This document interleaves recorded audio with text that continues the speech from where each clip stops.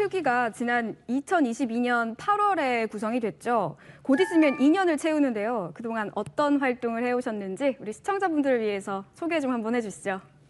예, 저희 해양항만특위는 시가 추진하는 해양산업 클러스터 지정과 육성을 지원하고 해양바이오, 항만물류, 해양관광 등 핵심 산업의 발전을 이끄는 걸 목표로 활동하고 있습니다. 네. 이를 위해서 지난 2년 가까운 시간 동안 현안 보고와 해외 선진 사례 시찰, 정책 세미나를 꾸준히 진행해 왔고요. 네. 이 외에도 항만시설을 방문하거나 영흥 공공사업 부지를 찾아가는 등 현장의 목소리를 정치하면서 인천해양산업과 항만 재가율에 관한 현안들을 점검하고 있습니다. 네, 인천이 글로벌 10대 도시로 도약하기 위해서는 인천국제공항 그리고 인천항을 합쳐서 공항만 기반으로 발전해야 한다. 이런 의견에는 이견이 없을 것 같습니다. 그렇습니다. 인천항은 대한민국 3대 국제무역항의 위상을 갖고 있지만 매년 늘어나는 물동량에 비해서 시설은 부족하고 기존 시설들이 노후되면서 경쟁력이 저하되고 있는 실정입니다. 지역경제 활성화와 더불어 인천이 국가 성장의 거점 역할을 할 수 있으려면 인천의 심장인 인천항과 내항 활성화가 필요한데요. 유정복 인천시장의 공약 중 하나인 제물포 노래상서 마스터 플랜 계획에 따르면 내항은 2030년 이후 기능이 전환되는 것을 전제로 하고 있습니다. 네. 관련해서 인천 내항 18부두 재개발 1단계 사업의 경우 현재 인천시와 인천항만공사가 추진하고 있습니다. 네, 또 최근에는 인천 내항 2단계 재개발 사업과 관련해서 또 찬반의 목소리가 높더라고요. 기존의 18부두로 한정된 내항 재개발 계획을 2에서 7부두까지 내항 전체로 좀 확대하려는 게 인천시의 계획인데 지역 경제에 악영향을 미칠 수 있지 않냐 이런 우려도 나오고 있습니다. 반대하는 이유는 이해가 갑니다. 대체항만 조성 없이 여전히 항만 기능을 유지 중인 내항의 27부두까지 폐쇄할 경우에 수출 물동량 감소로 인천 지역 경제에 악영향을 미칠 거라는 건데요. 2009년부터 15년째 지지부진한 18부두 재개발 사업도 본 궤도에 오르지 못한 상황에서 네. 성급하다는 지적도 있습니다. 네, 항만업계에서 그 용접 반장으로 30년 넘게 일하셨다고 제가 들었거든요. 예. 네. 제가 조선소에서 하고 또 우리 준설업계에서 약 한 30년간 용접도 하고 또 와. 노동조합 위원장을 하면서 네. 저희들은 선박의 이 선원들의 노동조합을 하고 있지만은 항운노조와는 또 밀접한 관계를 가지고 있습니다.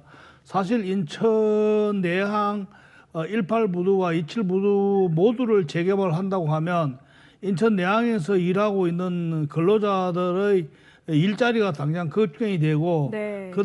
그 사람들의 살아나가는 생존권과도 연결이 되기 때문에 그에 대한 대책이 반드시 필요할 것입니다. 네. 그러기 위해서는 인천항만공사와 인천시가 그에 대한 대책을 세워야 되는데 그 대책을 세우기 위해서는 무엇보다도 대체 부지가 가장 중요하다고 생각합니다. 네. 대체 부지를 영종도나 무의도나 또 별도로 만들어서 그 사람들이 거기 가서 일을 하고 또 여기 내항부두나 27부두, 18부두는 재개발을 하게 되면은 아무런 문제 없이 순조롭게 잘 진행될 거라고 보면서 또 내항 재개발을 통해서 또 중구, 또 미추홀구, 또 연수구까지 그 효과가 낙수 효과가 떨어져 나감으로써 인천이 새롭게 원도심이 새롭게 발전할 수 있다고 저는 자부합니다.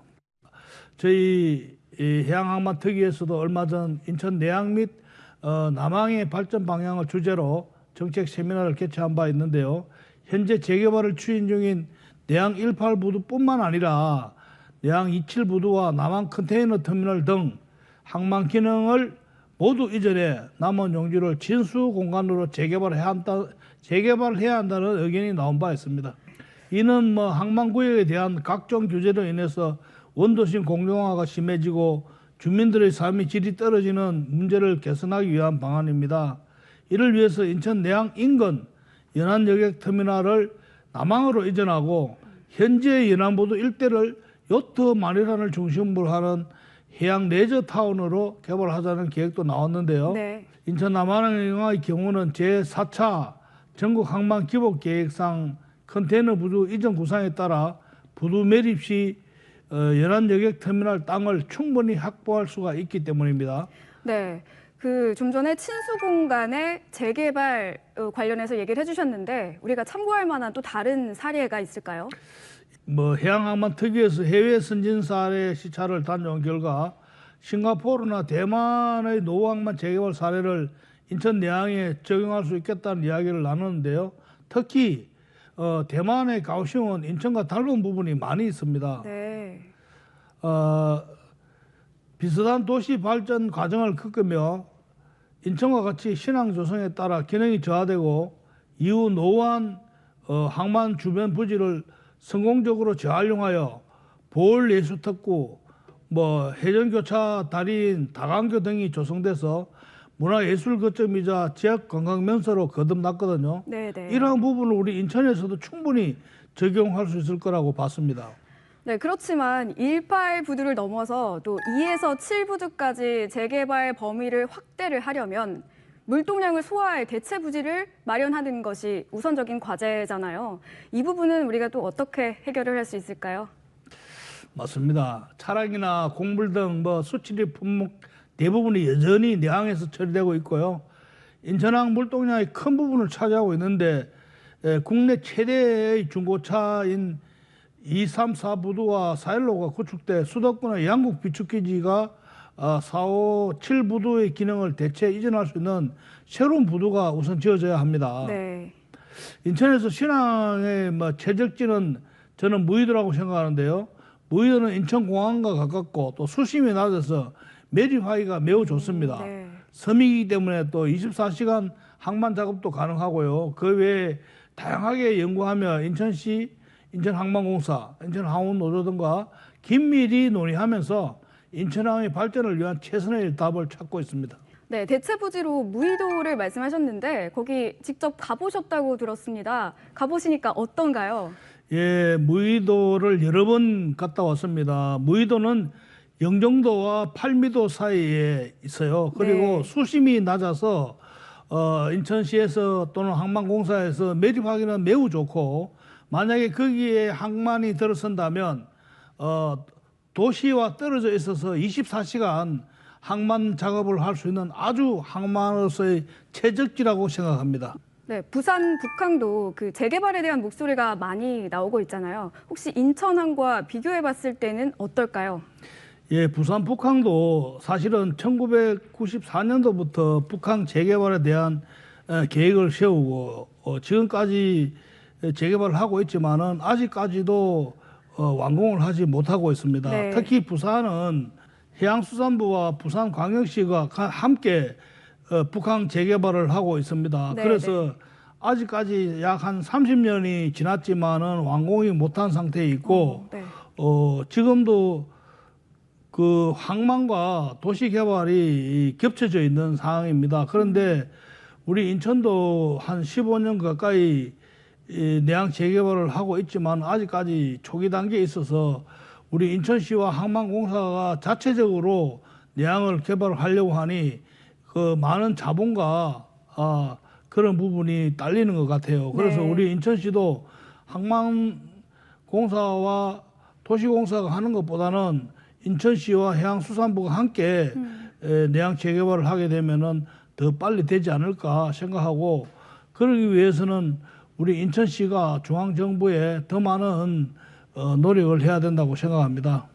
네, 알겠습니다. 또 뿐만 아니라 항만 자치권을 확보하기 위해서도 발빠르게 뛰고 계시다고 들었습니다. 이 얘기도 좀 더 자세하게 전해주시죠. 예, 저희가 주장하는 부분은 항만 분권 강화를 위해서 지방해양수산청과 항만공사를 지방정부로 이양해야 한다는 것입니다. 네. 이미 제주도와 강원도 등은 지방해수청을 지방정부로 이양했고요. 인천시의 경우도 정부를 상대로 준설서 투기장 소유권 이전 등 해당 건의를 지속하고 있지만은 구체적인 결과물을 아직 보지를 못한 상태입니다. 네. 지향 위반 계획에도 무역항이 제외되면서 인천항은 여전히 중앙정부의 입김이 거셀 수밖에 없습니다. 인천시의 경우에는 여야 민정이 참여하는 여야 민정 협의 기구를 출범해서 신항 배후단지가 지역경제 활성화에 나설 수 있도록 추진하고 있는데요. 항만공사나 광역단체단체가 정부의 지원을 받아서 직접 준설터 투기장용 화항공사나 항로준설 또 배후단지 민간개발에 의한 항만 민영화를 근원적으로 방지할 수 있다고 봅니다. 네네. 항만 공공성 확보를 골자로 하는 항만법, 항만공사법 개정안도 발의됐지만은 지난 제21대 국회에서 통과되지를 못했고요. 네. 계속해서 중앙정부에서 요청하고 있지만은 지역사회와 공감대 형성을 해 나가면서 법률 개정에 대한 부분도 적극적으로 건의를 이어갈 계획입니다.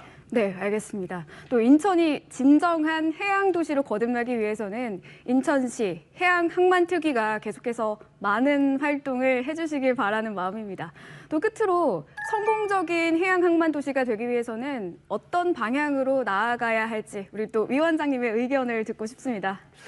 예, 인천은 해양항만 도시를 자부하고 있습니다. 관련해서 지난해 회사 전문법원 인천유치 범시민운동을 출범하고 회사 전문법원 인천유치를 선언하기도 했고요. 네. 하지만은 이런 주장에도 해양대학 같은 전문 인재를 길러낼 고등교육기관은 턱없이 부족한 실정입니다. 네. 회사 전문법원 유치운동과 더불어 인천에 없는 해양대학을 만드는 게 인천의 경쟁력을 키우는 일이 될 것입니다. 또한 정부와 기업, 대학, 인천시가 함께 해양항만 산학융합원을 만들어 인천을 육성하고 네. 도시 경쟁력을 키우는 게 글로벌 도시로 자리매김할 수 있는 과제이지 않을까 싶습니다. 이 외에도 인천시는 현재 투자 유치 촉진과 미래 성장 동력 확보를 위해서 경제 자유구역을 추가로 지정한 방안을 추진하고 있는데요.